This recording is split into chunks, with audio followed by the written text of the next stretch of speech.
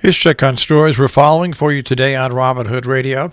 First vaccination site has been established in Kent. As Phase 1B of vaccinations begins, Kent's first vaccination site has been established by Highwatch Recovery Center, Old Barn Road, in the Kent Barnes Shopping Center.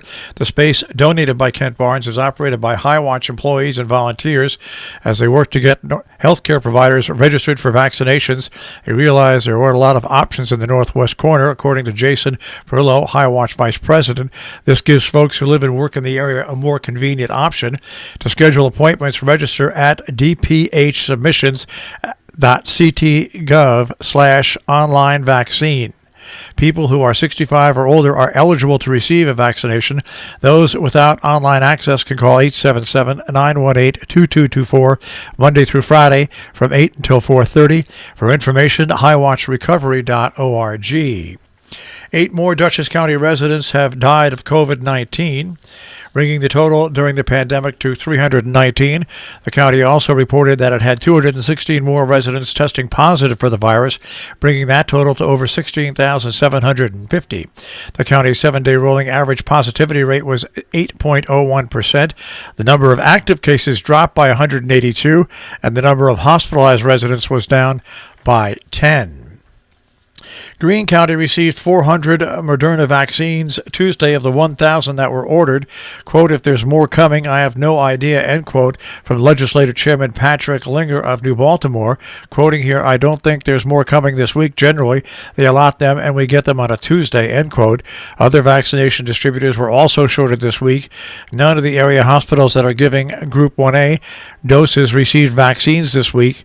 Albany Med canceled 1,500 appointments they had already set. An outbreak of 17 COVID cases has been reported by the Marians of the Immaculate Conception, the Catholic Male Congregation's National Shrine on Prospect Hill in Stockbridge.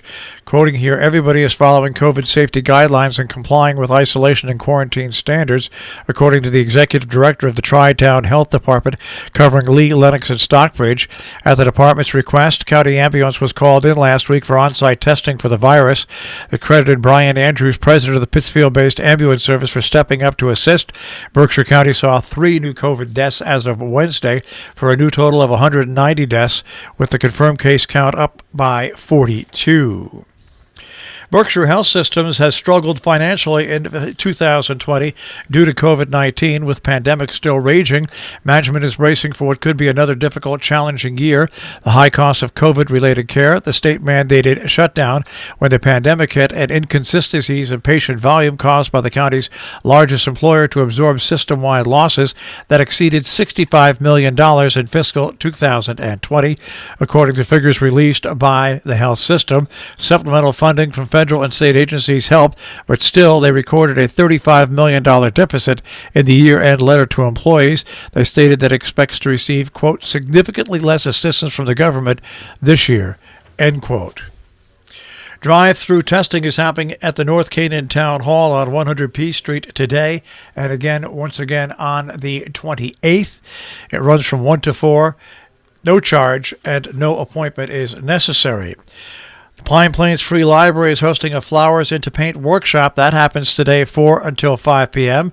Participants will design floral paintings that are larger than life, starting with an interactive discussion with George O'Keefe. Participants will need real or plastic flowers to paint, while paper canvas, water-based paints, brushes, water in a container, a rag or paper towels, wax paper to mix paints, and a pencil. Registration is required at 518-398-1927. The Hotchkiss Library in Sharon continues its virtual book signings with garden designer and author Bill Noble tonight at 7 p.m. That is via Zoom. To register and more information on the web, bit.ly/Noble Book Signing, or you can go to hotchkisslibrary.org. Coming up tomorrow in Cornwall, the Board of Finance meets at 7 p.m. In Sheffield, Ashley Falls Historic District Commission meets at 4 p.m. tomorrow. Check to see if those meetings are via Zoom or if they're in person. Town of Kent has their annual town meeting tomorrow at 7 p.m. That is via Zoom. Information on how to join is on their website. Meanwhile, in Ankrum, their town board meeting is tomorrow night at 7 p.m. Region 1 Board of Education has a policy subcommittee meeting coming up on Friday from 11 o'clock.